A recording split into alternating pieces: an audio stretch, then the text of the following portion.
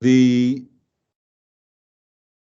is, all things being equal, there's no reason to say this refers to our friend the Caliph Umar, who of course is a hero in the Islamic tradition. It's odd that he has no titles and no patronym. And what's interesting here, the Sanat Arba wa Ishrin, if it is probably, as I said, it's a later edition. Somebody thought it was our Umar. So this edition refers to the Hijra dating. But it's interesting, the name is not referred to. And this we see, for example, when we come elsewhere to our friend Muawiya.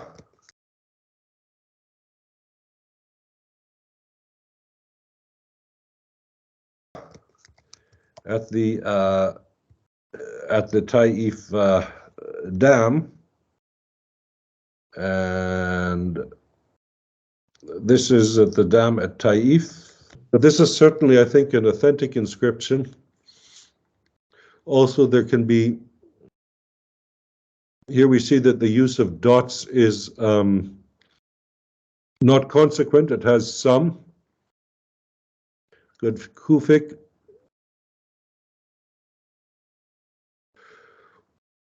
This is the translation, and it's the year 58.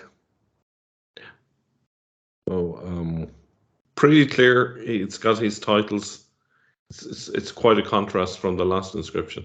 I said with Muawiya, but what's interesting, it has no Islamic content. Yeah. The servant of the Abdallah, the servant of God. Okay, good. With the permission of Allah in the year 58. Good. No, it's probably the Hijra dating, certainly. But it's not mentioned what is being counted. Oh, Allah, pardon the servant of God. The Amir al-Mu'mineen, the commander of the believers, the Amir al-Mu'mineen. Of course, the question is, who are the Mu'minun here? Who are the believers? What are the believers? But there is nothing specifically Islamic. Good. Just before anybody says it's a forgery, I severely doubt it because it was published in 1948, and Miles was there with an oil company. I'm not saying that oil companies are always honest, but what I mean, this is from a period well before anybody took a great interest in these matters. So there was no reason to forge it. The point is that this whole debate about the diacritical points there in Muawiya's dam inscription, they're used somewhat, not consistently. Of course, when we read Tabari, Tabari says the Quran and Arabic was originally written with the diacritical points, and then they were removed so that everybody could read the Quran in their dialect or their version of Arabic, and then later they were re-added. This seems a little bit far-fetched because if you look at some of the seemingly early Qurans, such as the Parisano Petripolitanos, diacritical points are used very inconsistently. So it's written by several copyists, and they all use diacritical points differently, and even one copyist doesn't use it systematically the whole time. So there's something going on here. Let's just say that they aren't used in the Zuhair inscription as consistently as Raban claims they are. Good, this is not really an argument one way or the other. Good, the dam inscription, as I said, is interesting because it refers to the Hijra dating. It has no strictly Islamic content. I mean, you know, Allah is God in any Semitic language. Allah in Aramaic, El, Elohim in Hebrew, and Ugaritic Ilu in Akkadian, what have you. It's really no big deal. What else are you going to call God in a Semitic language? Unless he has a personal name, like, for example, in Judaism, which is interesting because it only became holy later there, because it's written in the Old Testament, it's just vocalized differently. But in the Greek Bible, it's always kurios, which becomes grab in Arabic, which means, kind of interesting, that the Christians didn't understand the name of God. They took the Greek kurios, but didn't realize that the God of the Old Testament had a proper name, which is not usually pronounced. And so in the New Testament, you find kurios as a title with no idea that it's actually referring to Adonai in the Hebrew Bible, which is a shifra for the name of God, which is too holy to be pronounceable. That this becomes Mar in Aramaic and Arab. But good, for an old Semitic, if Islam is as old as a Semitic religion as they claim, it's a bit odd that they use Allah and not Rab, is it? Rab is the title for Lord. Yeah. No, but are you saying that it's odd that they are not following that idea of not using the name of God? Well, what's interesting here, they're following a Christian tradition. Yeah. Where the Christians, the Bible of early Christianity was the Septuagint, the Greek Bible, of course. Yeah. And the Greek Bible, consequently, wherever the name of the Lord, vocalized Adonai in the Hebrew Bible, but with the consonants Yud, Ha, Vav, Ha, He, Yud, He, Vav, He, where you get the hybrid Jehovah fruer, which was when it was misunderstood. But which is not pronounced in Judaism. But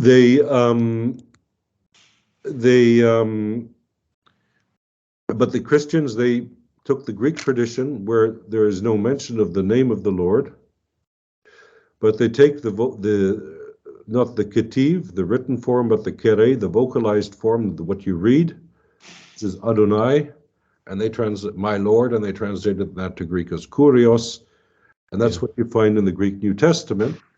Yeah. And this goes on into the Peshitta Azmar and into Arabic as Rab.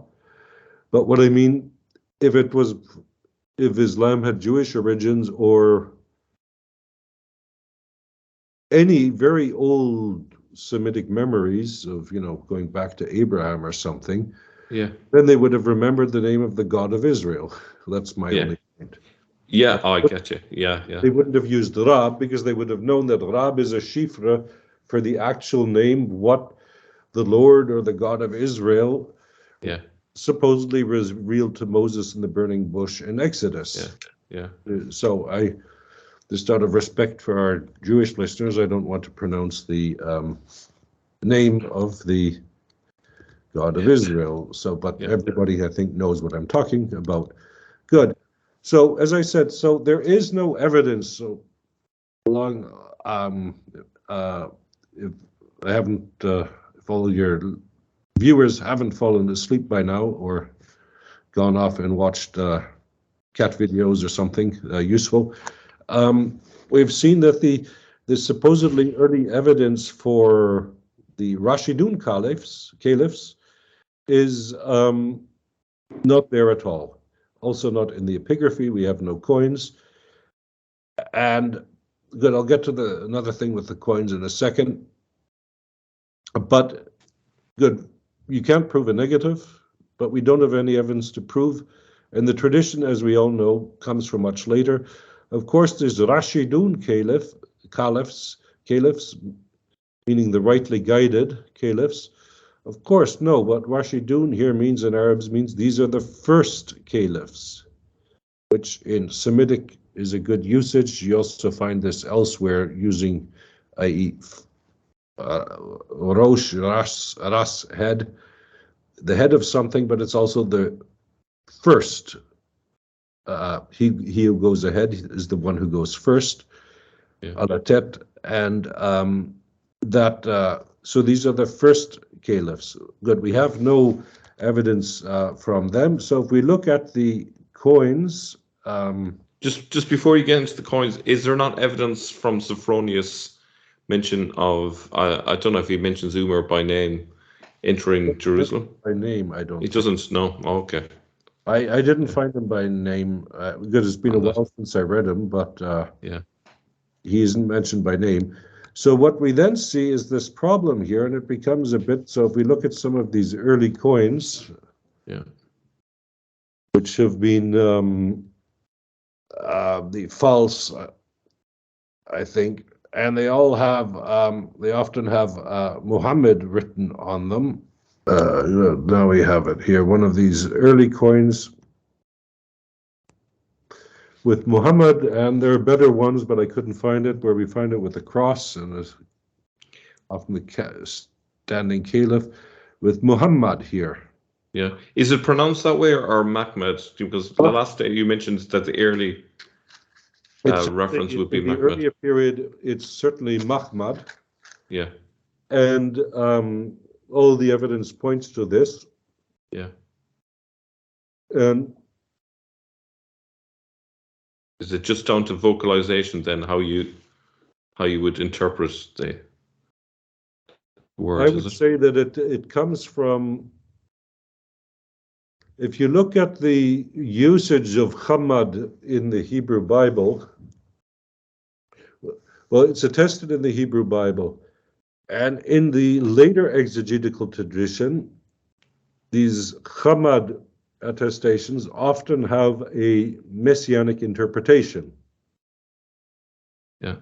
And so when you see in the Bible that this Hamad, the root, is usually used in it's attested, it often has a, in the later exegetical tradition, not necessarily in the Bible itself, in the understanding of whenever the Old Testament was written and whoever wrote it. But we find the root here. So, for example, in Haggai 2:7, V'hirashti et kol hagoyim uvau chemdat kol hagoyim umileti et habayit hazeh kavod amar Adonai zevaot. There we see the name of the God of Israel, Lord of hosts. And we have this chemdat kol hagoyim. Chemdat, this is the root of Muhammad. Cha mem dal, chet mem dalet in Hebrew. And the precious things of all the nations shall come here. The chemdat kol hagoyim. So chemdat is here translated as precious things. Kol hagoyim. Goy is of course the goy, the non-Jews. But so what their implication is here that this temple of Ezra, it's not quite as spectacular as the temple of Solomon supposedly was. But one day it'll get better. Yeah. But the thing is, in the later Jewish, and then the Christians are great people who like to take over or not who like, but who were in the Jewish exegetical tradition. We look at the Vulgate of St. Jerome, e movebo omnes gentes, et veniet desideratus cunctis gentibus, et implebo domum istam gloria dicit dominus exercitum. The point here is the adveniet desideratus cunctis gentibus. The desired one of all the nations will come. Yes, yeah. So this is the desired one. Okay. So we have another example here. The Song of Songs 5:16, and if you look at the early Jewish tradition, and then in the Christian tradition, there seems to be some indication of a debate why the Song of Songs was included as a in the Hebrew Bible. according to most modern exegetes, it's an erotic love poem. But in the early Jewish exegetical tradition, it was a metaphor for the relationship of God, the bridegroom, with his beloved, his people, who was represented by the female. And of course, in Christian tradition, this became an allegory for Jesus and his church, the bride. So you see the Hebrew text here. Chiko mamtakim v'kulo machmadim ze dodi v'ze rei benot Yerushalayim. His mouth is delicious, all of him is mahmadim, delightful. Zed dodi, so such is my beloved. Vize rei, such is my darling. Benot Yerushalayim, oh girls of Jerusalem, you know.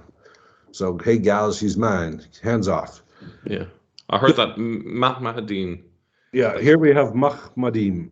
Yeah, furries. Yeah, I can see Which the is a plural, of course, but it's in Hebrew. It's seen as an intensive plural. So she's not talking about she's got two or more beloveds. So such is my beloved, but the im is a plural. But this is what they call in Hebrew grammar a intensive plural. He is. I mean, not delightful, but I mean this is.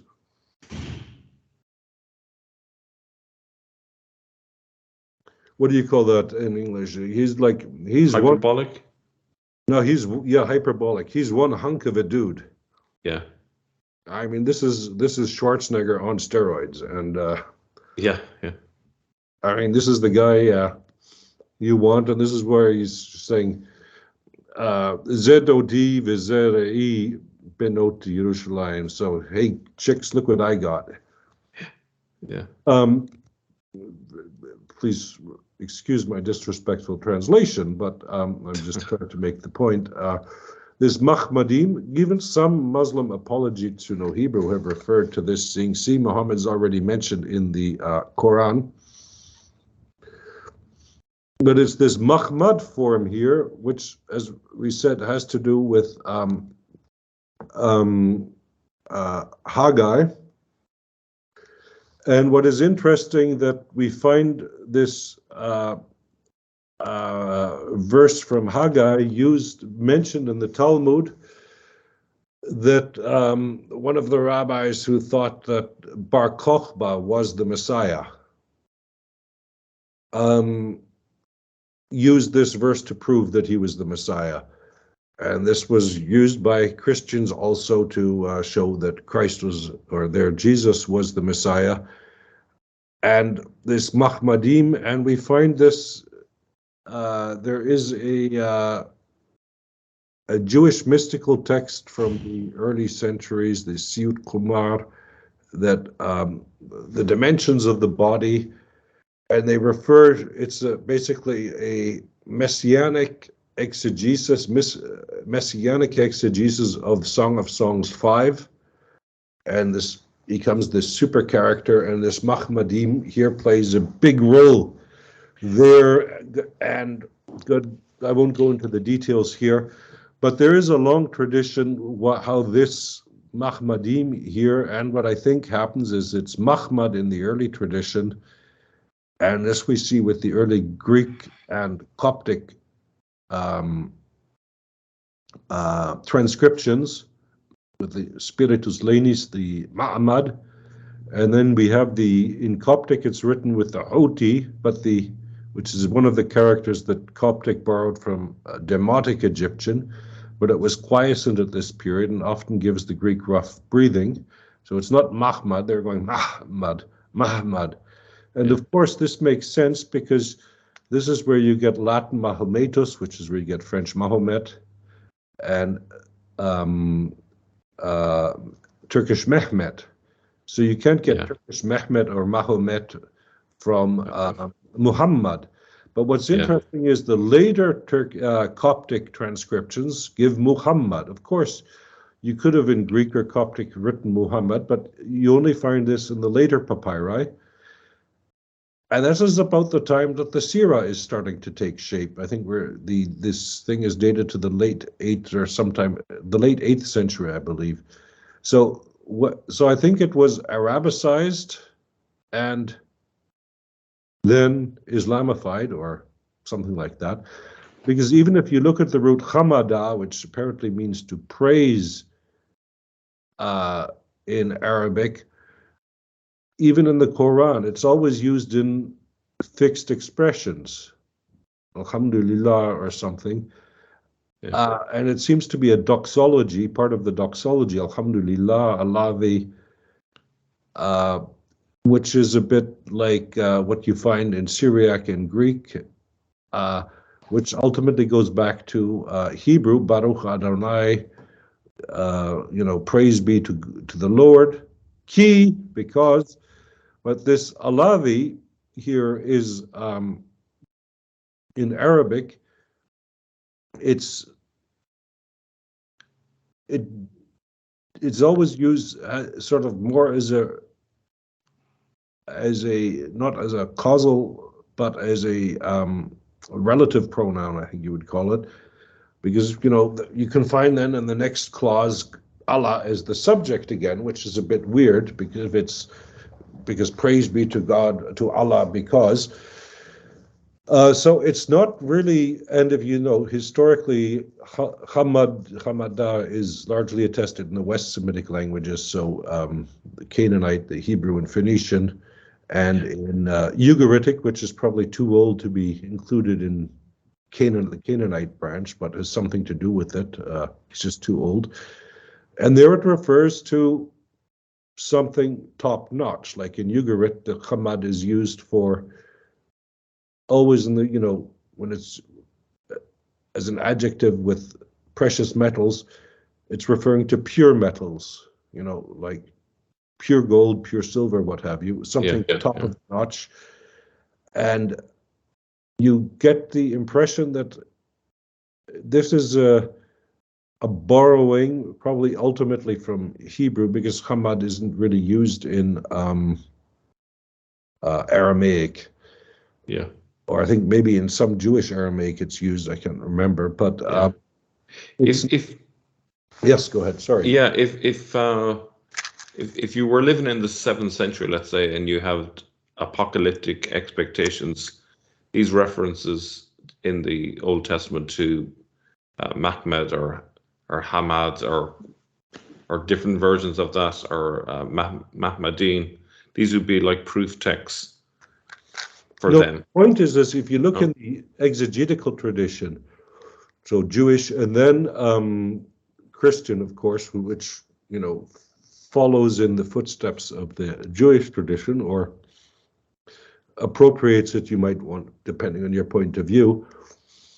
And this seems to be the reason why the Jews, there was some controversy on whether Song of Songs should be part of the Hebrew Bible canon, because it was an old article by Gershom Shalom that, they didn't like the idea. So if you look at the early commentary on Song of Songs by Origenus, it was full of this Jewish exegesis. And of course, if somebody else takes your stuff, you don't like it anymore. It's a natural, if the other girl in your class buys the same winter jacket, you don't want yours anymore, that idea. But so, and then the Jews took on a different view about the Messiah and whether the Messiah will come. So it became less relevant, the Song of Songs. But the point is, what I'm saying is, in the exegetical tradition, in the Jewish, it refers to the Messiah who is coming. And in the Christian tradition, this Hamada, the root, always refers to the Messiah who will come again. Yeah. The parousia. And there, I think, if you're living in a time of messianic speculation, this Hamad, Muhammad, Mahmad, let us call it. But when you give up the messianic expectation, I think this is the big problem that the Umayyads had. They were an apocalyptic as I said, initially some form of Christianity. There is no Islam there yet. Certainly that is not in the 7th century. Or, good, when does something start? Well, when does Christianity start? We also have the 200 silent years. We know something was happening, we just don't know what. And then it emerges, and it's similar with Islam and everything else. But the point is that, after Heraclius wins the war, and you have this thing with the Alexander legend, and Heraclius goes to great efforts to make propaganda saying, no, it's not the end of the world, this battle or this war, but it's the 4th empire of Daniel, and he makes a prophecy from Alexander, and it just so happens that the calculations match perfectly with Heraclius coming, going, see you guys, I told you. Yeah. So, don't worry about the end of the world. It's not coming anytime soon. Yeah. This is the start of something new. Yeah. And good. So then what do you do? And I think they took this figure, this messianic title, epithet, and they biographized it and Arabicized it, and then turned it into a prophet, because, there is a lot of intertextuality with the Gospels in the Sirat, which is beyond doubt. So if we go back to the, am I still sharing a screen? No, I'm not. But if we go back to the coins, where they have a Muhammad there, apparently, with crosses, which is good. So you can come up with all types of arguments saying, yeah, they recycled the old coins, but, didn't totally re-engineer them.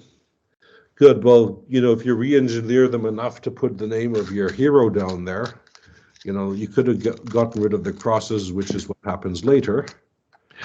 Yeah. But the point is that, again, it is like with our friend Umar, there is no mention of what or who Mem Kha Mem Dal may be. And of course, you cannot use later tradition to confirm something earlier.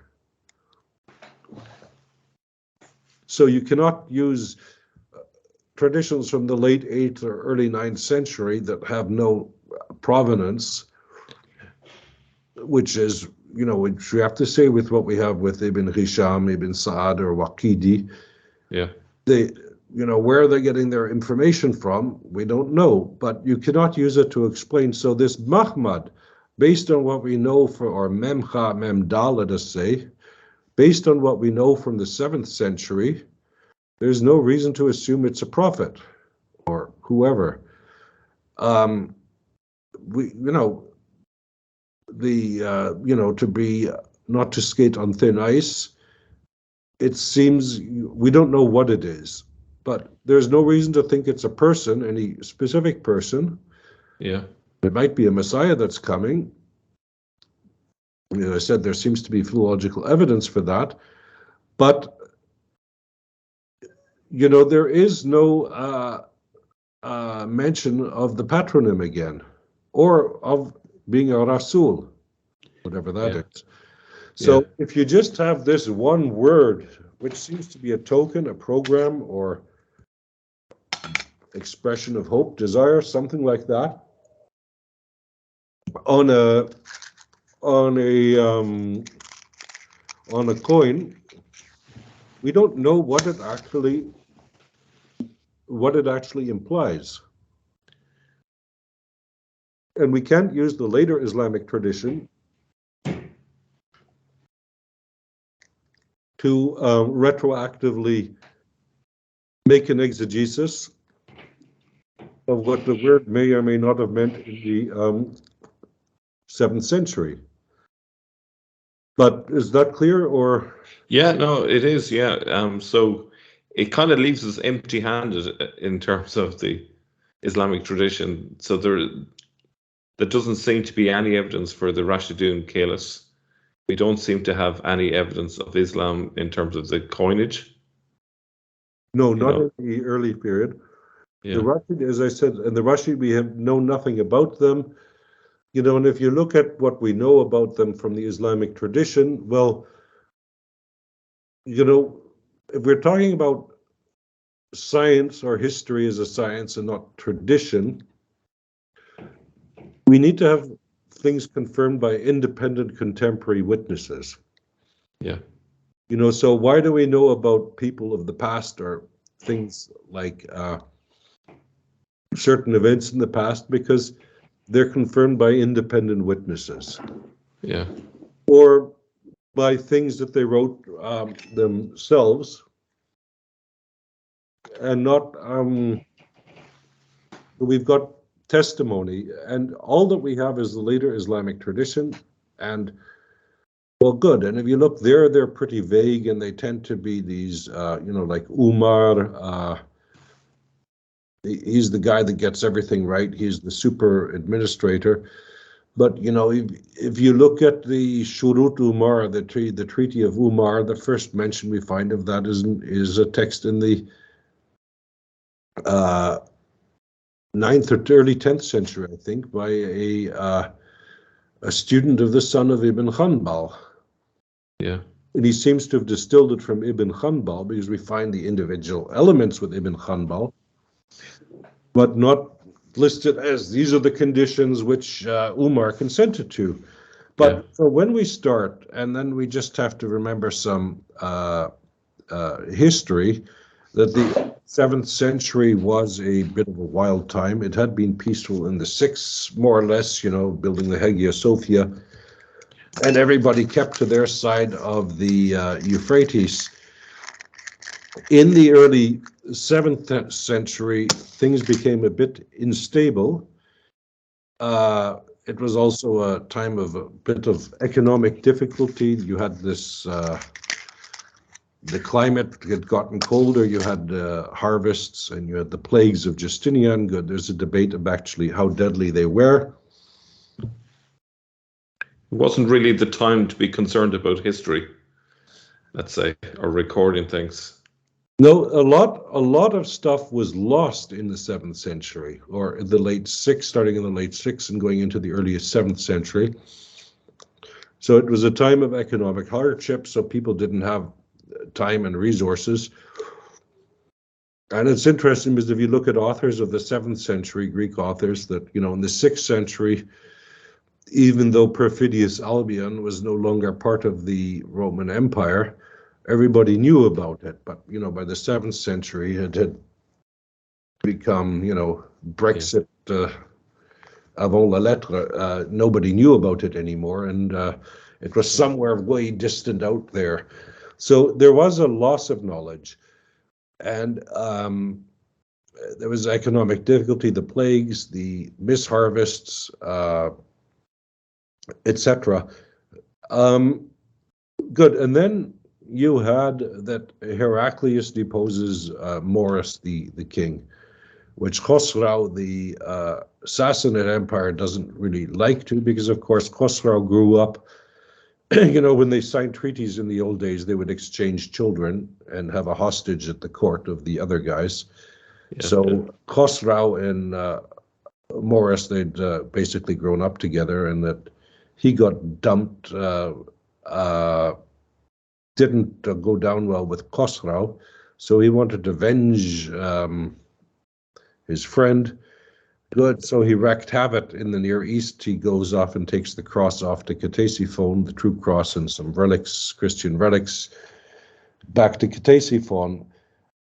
Heraclius is in great difficulty, and of course the frontier is becoming less stable because the Limes Arabicus, the Limes, at least by this time, sort of where we get the word limit from, originally it means something like a road, but now it becomes something like a frontier. So you had the limitanae, which were sort of contract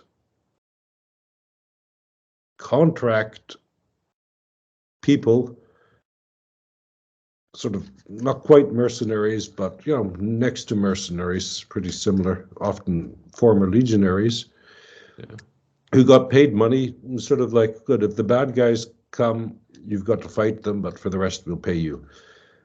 and so the limitanae, contract soldiers, let us say. And what the Romans usually did is they'd find a chieftain and they'd pay him a lot of money and say, good, if something's going down, well, then you've got to raise enough soldiers to hold the fort till, it was sort of, they privatized it, sort of, a bit like what the Americans did in Iraq or something, or the Russians with the Wagner group, or what is it, BlackRock or something with the Americans, and Wagner with the Russians, that idea. Yeah. And these guys, so on the Roman side, you had the Hassanids, but they'd sort of, by the early 7th century, their kingdom had sort of, wasn't really a kingdom anymore, because, of course, every time a new Harith had to became king, he had to go to Constantinople to be confirmed, but because these guys were monophysites, they said, no, we don't want you as a king, you're a heretic. So they put them in a boat to Sicily, and you never heard from them again. So the Rassanids, the Arabs, they were no longer really involved in controlling the frontier, which kind of made Rome a bit weak.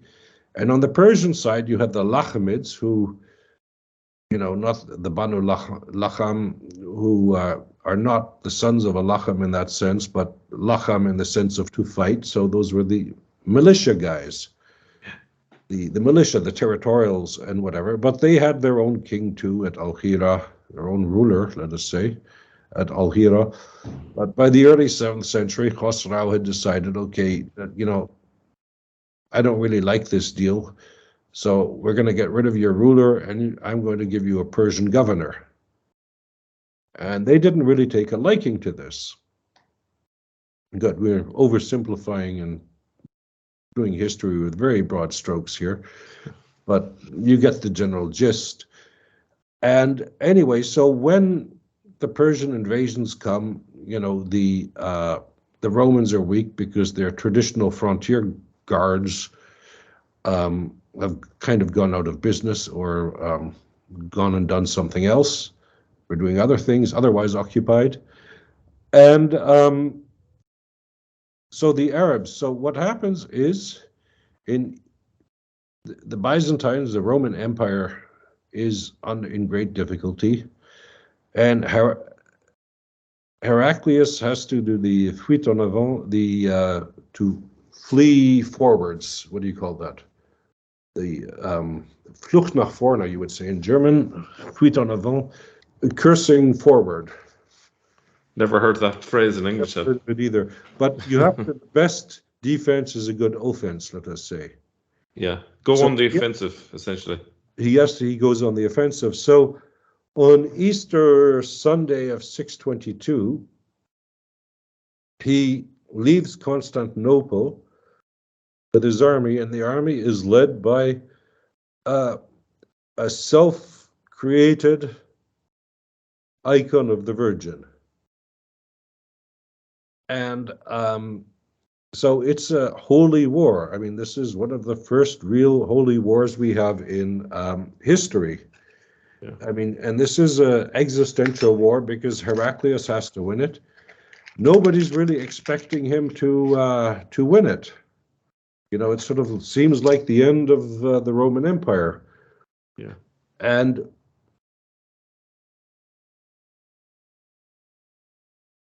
people are really thinking this is the end of the world. So what happens is that the war goes on for several years, and the Battle of Nineveh, 628, basically Heraclius more or less wins the war. It is a Pyrrhic victory. Good, it goes on for a little bit longer, and then you have the story of the Wall of Alexander and Gog and Magog, because Heraclius seems to let tribes in from the north, east, to rampage Mesopotamia from behind.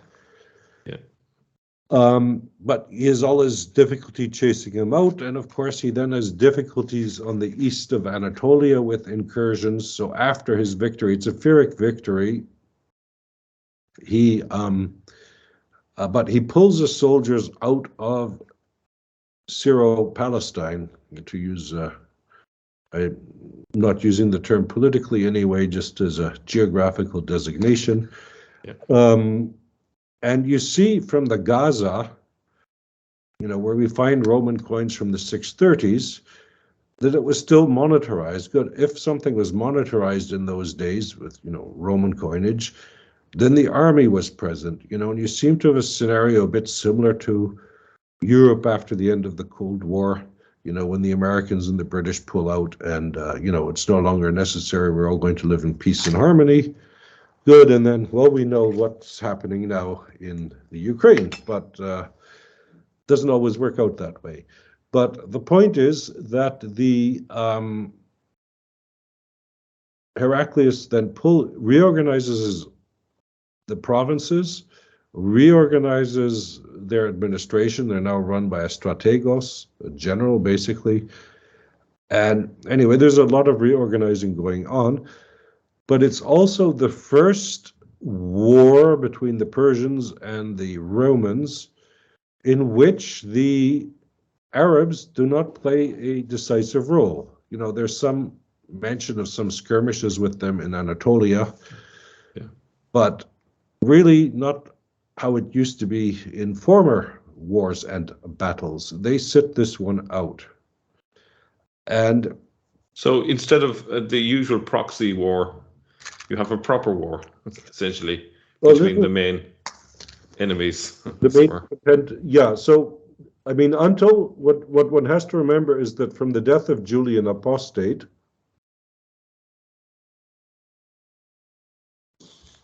in 367, 366, 367, so he's one of the grandsons of Constantine who didn't want to be a Christian, and he tries to reinvent paganism, but is not really successful. But good, anyway, he gets a bad write-up on account of the Christians who didn't like him because he didn't want to be a Christian. But so Julian the Apostate was, the Christians didn't like him. They seemed to be quite content when he got what was coming, which they tended to see as some form of divine punishment. But he was a pretty capable emperor. So the frontier remained stable throughout the rest of the 4th and throughout the 6th century. And in the early 7th, and I'd mentioned the Rassanids had gone out of business. Yeah. Good. Okay, good. So the Khosrau goes to avenge the death of Morris, and Heraclius has to break out and go on the offense. He starts winning 628. It's the first battle without a lot of Arabic participation. Yeah. There's a few skirmishes which they're involved in Anatolia, but for the rest, they keep out of it because, as I'd mentioned, they didn't like how they were being treated by the imperial powers. Yeah. And one gets the impression here that they used, because there was a growing sense, the Arabs at Al-Hira, they were busy involved for the Persians in, they were active in the south of Arabia, so through the Persian Gulf, in Yemen and what's now Oman and Qatar. So Beit Qatar is, well, it comes from Aramaic. It's Beit Qatar is well known in Aramaic. Yeah. And there's a lot of churchmen leaving Tur Abdin and other places and going down there. Good. So there is this notion of an Arabic, something Arabic, but it's also one of the side effects of empire. As we know from, after the British Empire and the French Empire and what have you, all of these former colonies decided they were countries, which they never had been before, and you get all of this decolonial stuff, which is an invented past, not a historical past. But speaking as a Canadian is a good example, but